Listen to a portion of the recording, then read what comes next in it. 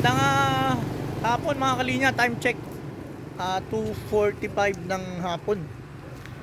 Dito po tayo sa lupa ng Nueva Vizcaya. Salamat sa Diyos at day off natin mamaya. Naka quick escape tayo sa kayong aking nanay. Pinasyalan lang po namin yung mga kamag-anak namin dito yan. Sa San Antonio North, hanggang Nueva Vizcaya. Yan, ito po yung duplex kung tawagin nila. So, kung papunta ng ospital, agad na po dito ng tanawin, Bulubundukin. Shoutout po muna sa ating mga kamag-anak dito. Yan, Loretta family, Sampilo family, at saka yung pinakamalaking angkan, yung pinanggalingan ng angkan ng nanay ko, yung Ordonia family. Big shoutout Ordonia family, pero sabi niya, huwag natin sayangin yung opportunity na makapagbahagi ng mabuting balita. Quick prayer, pero mahalaga dito nakaalala tayo ng panalangin. Hindi man ganun kahaba, pero maiksi, pero dapat palagi. Yan. Dito tayo sa gilid.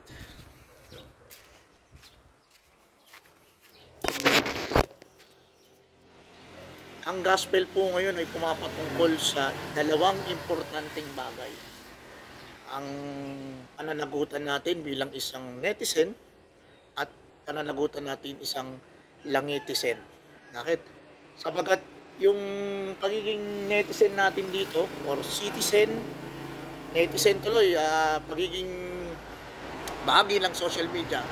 Citizen, pagiging naninirahan sa city, di ba?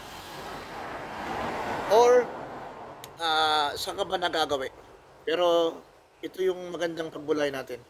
Tayo ay may pananagutan bilang isang naninirahan sa ibabaw ng mundo at bilang maninirahan pagdating ng time sa biyaya at grasya ng Panginoon doon sa buhay na walang hanggan na kung tawagin natin ay kalangitan.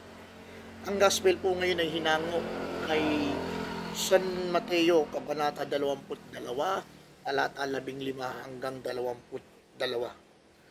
At ang tumutukoy po ito sa pagbabayad ng buwis. Yung sabi po doon, yung ibigay kay Cesar, ang para kay Cesar, at ang sa Diyos, para sa Diyos. Bago po natin talakayin itong pinakadiin, sa unang bahagi, nagpaalala mo ng ating Panginoon. Sabi dito, umalis ang mga Pariseo at pinag-usapan kung paano nila masisilo si Jesus sa kanyang pananalita. Ito muna tayo. Paalala. Be quick to listen and slow to anger. Cause anger does not produce God righteousness. Yung anger, sige, wag na muna tayo doon. Dito muna tayo. Be quick to listen and slow to anger. Mas maganda daw na mabilis tayong makinig. Kasi minsan, mas mabilis tayong magsalita kaysa makinig. At ito po yung unang reminder sa atin. Ang ating Panginoon, mahuhuli nila sa pamamagitan ng salita. Kaya, sa unang bahagi, nagpapaalala sa atin ng gospel. Mag-iingat tayo sa salitang lalabas sa ating bibig. At ang nakakatakot po ngayon, sabi nga, marami na ang gustong magsalita at kakaunti na lamang ang gustong makinig. At may mga kapatid tayo naman na gustong magsalita pero walang gustong makinig sa kanila. Kaya ang una natin prayer, Lord, bigyan mo ako ng wisdom upang nang sa ganoon maging tama ang aking sasabihin, maging makabuluhan, at higit sa lahat, maging may kabanalan ang lahat lalabas sa aking bibig. Panginoon, second Lord, bigyan mo naman ako ng kapangyarihan na makinig naman sa aking kapwa. Dahil alam ko na may mga kapatid ako na nangangailangan ngayon na mapakinggan. Mga kapatid ko ngayon na nadidepress, mga kapatid ko ngayon na nawawala ng pag-asa, na kailangan nilang may pagsabihan. Hayaan mo na maging vessel at daluyan ako ng biyaya at pagpapala.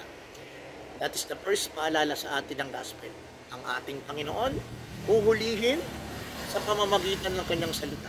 Kaya nire-remind tayo, mag-iingat sa salitang lalabas sa ating bibig. Lagi natin pinapaalala, kung wala kang sasabihin mabuti, mas mabuting huwag ka nang magsalita. At tandaan natin, ang salita natin ay may kapangyarihan. It can create or it can break. Pwede ito maging pagpapala, or pwede itong maging sumpa. Pwede itong maging biyaya. Pwede itong maging kapahamakan ng ating kapwa. That's the first paalala sa atin ng gospel. The second reminder of gospel is our responsibility being a citizen and being a langitizen. Sabi doon kapatid, ibigay sa Caesar ang para sa Caesar at ibigay ang sa Diyos para sa Diyos. Dito po muna tayo. Ibigay ang Caesar para kay Caesar. At take note kapatid tayo po patuloy na tumatayo at tumitindig. Yes, there is a separation of the state and the church. Pero lagi po natin tatandaan, bilang isang bahagi ng katawang mistiko ni Kristo, bilang bahagi ng simbahan, tayo ay may pananagutan at responsibilidad na gumawa ng tama, na ipaalala sa ating kapwa na kung nagkakamali, kailangan natin silang tapigin, kailangan natin sabihin ang katotohanan. Kaya ang simbahan natin ay may pananagutan sa nangyayari sa ating lipunan. First, ano yung responsibilidad natin bilang isang citizen? Unang-una, sabi nga magbayad ng tax. Sa biyaya po ng Diyos, bilang kapulisan, kami po'y automatic na nakakaltasan ng tax. Kaya thank you Lord. Nagiging bahagi kami ng pagpunlad ng ating bansang Pilipinas. Second, ano bang ginawa mo sa lipunan? Ikaw ba'y naging mabuting citizen? Ikaw ba'y nakatulong? Ginawa mo bang responsibilidad mo? Tayo ngayon ay tinatapik, pinalalahanan. At tayo bilang isang bahagi ng community, tayo ay may responsibilidad sa ating bayan na proteksyonan, bantayan, at higit sa lahat, maging bahagi ng pagpunlad ng ating komunidad. And second, napaalala, bilang isang langitizen, kailangan natin gawin ang nararapat nating responsibilidad na ipamahagi, i-share ang mabuting balita sa ating kapwa. Tayo ay may responsibilidad bilang bahagi ng kalangitan ng ating Panginoon na anumang naranasan natin, anuman ang biyaya natin, ano man ang meron tayong pagpapala, kailangan maranasan din at ibahagi sa ating kapwa. Kapatid, ang hamon sa atin bilang isang langitizen, mahalin natin ang Diyos ng buong isip, puso, lakas at kaluluwa. Then the second is mahalin natin ang ating kapwa.